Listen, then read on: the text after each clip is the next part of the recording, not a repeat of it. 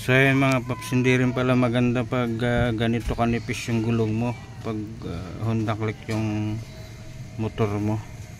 Ay 70-80 by 14. So maliit siya. Ayan.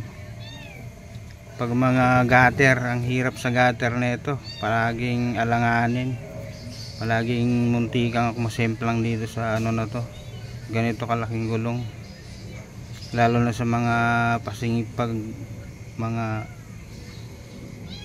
may mga biak na kalsada, yung sa gitna pag napadaan ka dun, ako alanganin. Maganda lang to sa mga singitan, mabilis siyang laruin dahil maliit nga siya.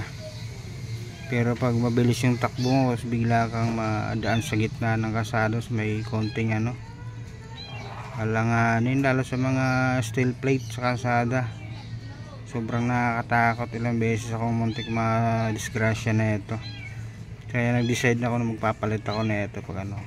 So, kaya mga paps, ano tingin nyo?